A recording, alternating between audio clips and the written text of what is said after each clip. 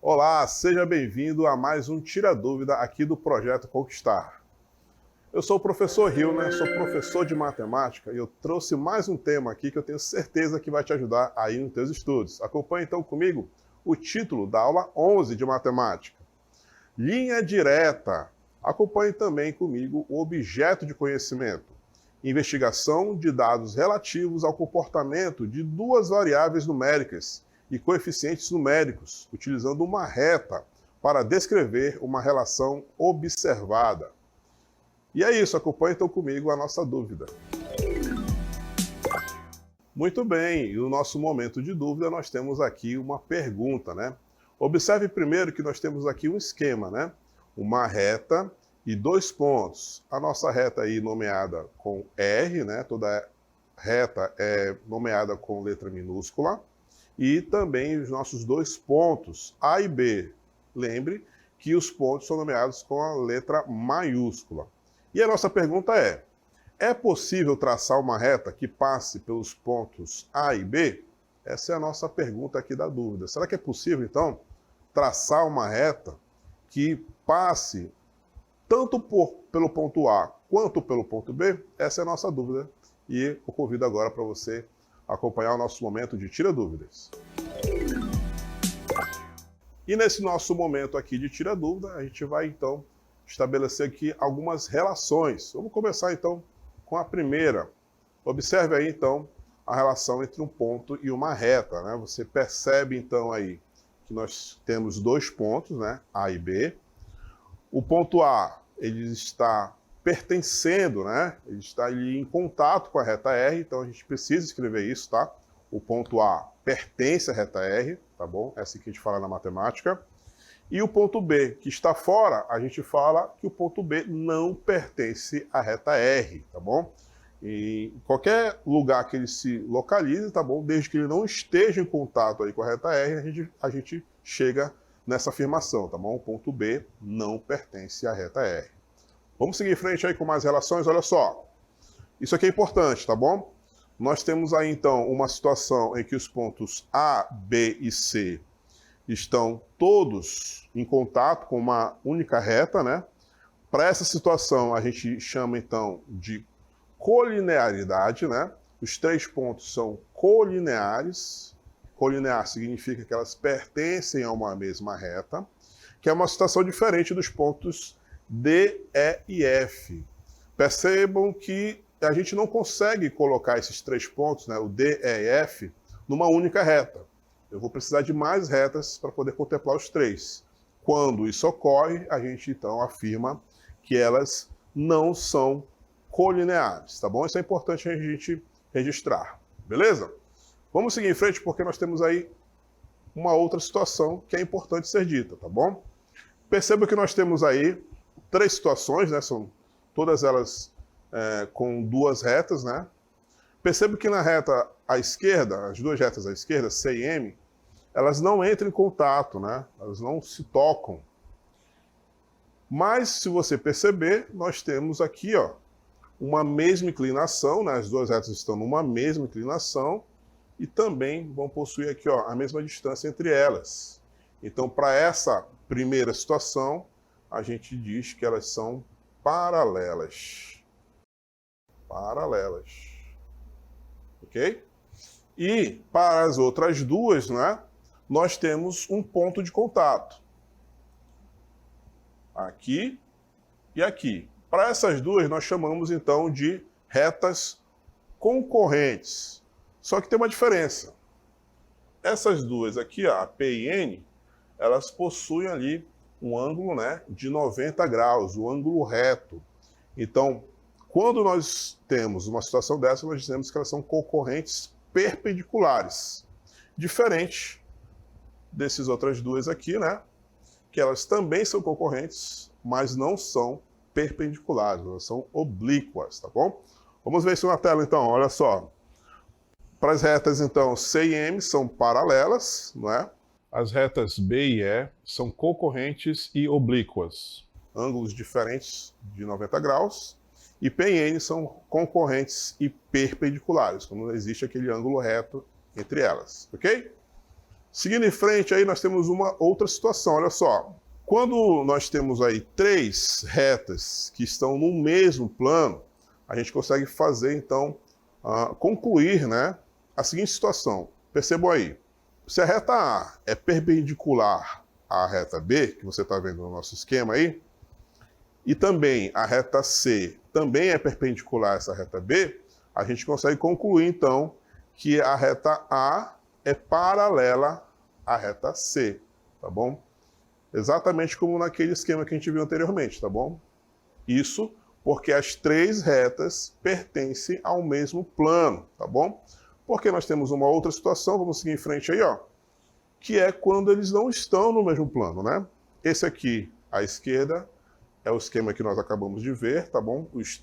As três retas aqui pertencem a um único plano, estou chamando aqui de plano alfa, que é diferente, então, do esquema da direita. No esquema da direita, cada reta que está aí está num plano diferente. Esse esquema aqui é um plano é um esquema tridimensional, né? Nós temos, então, um plano que contempla a reta A, temos o outro plano que contempla a reta C e um terceiro plano que contempla a reta B, tá bom? Então, nesse esquema da direita, a gente não pode fazer as mesmas afirmações do caso anterior, não é? Porque cada um pertence a um plano diferente. Beleza? Vamos seguir em frente aí com mais uma posição relativa, ó. Olha só, agora nós temos aí um esquema, né? E aí, se você observar bem, nós temos vários pontos, né? Nós temos duas retas, e a gente consegue analisar com calma que essas sentenças aqui são verdadeiras, ó. Por exemplo, B pertence à reta R. Está aqui o ponto B, e ele realmente pertence à reta R, não é? B não pertence à reta S. Está aqui a reta S, ó. Realmente, ele não pertence. Se ele está fora, então ele não pertence. A mesma coisa a gente pode observar com o ponto E, ó. O ponto E não pertence à reta R e também não pertence à reta S. Beleza? Bora seguir com mais um exemplo, olha só. Agora envolvendo o plano, né? A gente pode perceber aqui no nosso esquema que F pertence ao plano beta. Está aqui o plano beta, ó. Esse aqui na vertical. Ele realmente pertence. E o F não pertence ao plano alfa. Alfa é esse que está aqui, ó. Esse plano que está na horizontal. Ele realmente não pertence. E a mesma coisa a gente pode fazer com H. H não pertence ao plano alfa. Ele está aqui flutuando, ó. E H também não pertence ao plano beta. A gente chega a essas conclusões, não é mesmo? Seguindo em frente, olha só. Temos aqui outros axiomas.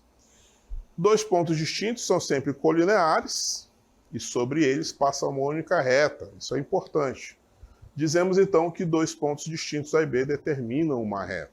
E essa é a nossa simbologia aí para esse axioma. Mais um, olha só. Três pontos não colineares são sempre coplanares, né, pertencem ao mesmo plano, e sobre eles passam um único plano. Dizemos então que três pontos não colineares, A, B e C, determinam um plano. Beleza. Seguindo em frente, o que nós temos? Olha só. Duas retas distintas, R e S, podem ter entre si as seguintes posições. Olha aí, na letra A. As retas não possuem pontos em comum. Essas retas podem ser paralelas ou reversas. São paralelas quando forem coplanares, ou seja, quando existe um plano que as contenha, não é? Seguindo em frente, o que nós temos aí, ó, o nosso esquema, exatamente aí, ó. Retas paralelas, no caso aí R e S, não é? Eles pertencem, então, a um único plano, tá? Que é esse plano alfa que está aqui, ó. Vou tentar representá-lo aqui, ó. Esse aqui é o plano alfa, que está contendo aí as duas retas, R e S. E você viu que nós temos uma outra situação, que são as retas reversas, né? Como é que é a reta reversa, então? Olha o nosso esquema aí. A reta reversa é quando eles não pertencem a um único plano. Eles estão em dois planos diferentes, olha só.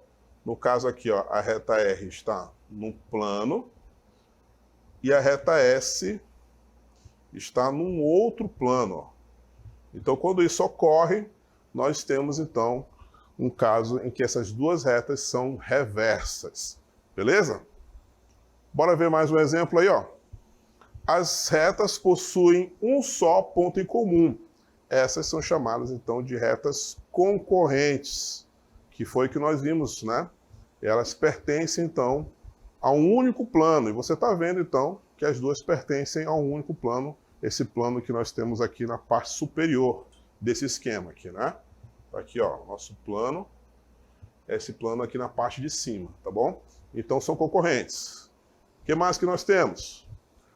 Quando duas retas possuem todos os pontos em comum, elas são chamadas retas coincidentes, exatamente. Quando nós temos uma sobrepondo a outra, né? Então, para esse caso, nós chamamos, então, de retas coincidentes. Bora ver aqui o outro exemplo, para você fazer junto comigo. Olha só, observe aí a pirâmide de base quadrada e verifique se as retas indicadas em cada item são paralelas, concorrentes ou reversas. Analisando aí a letra A, por exemplo, AC e AD, o que você acha? São paralelas, são concorrentes ou são reversas? AC está aqui, ó, e AD, essa aqui, ó. Como é que nós chamamos então para esse caso? Não é? Letra B e letra C, você vai fazer exatamente a mesma coisa. Bora ver então o gabarito, eu quero logo te ajudar. Olha só. Então na letra A nós temos então retas concorrentes. Na letra B, retas reversas. E na letra C, retas paralelas. Beleza? Bom, esse então foi o nosso tira-dúvida. Eu vou chamar agora o checklist.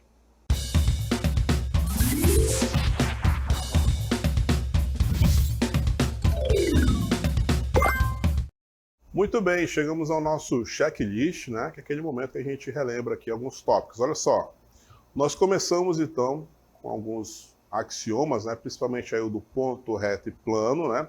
São conceitos, né, que a gente não define, né?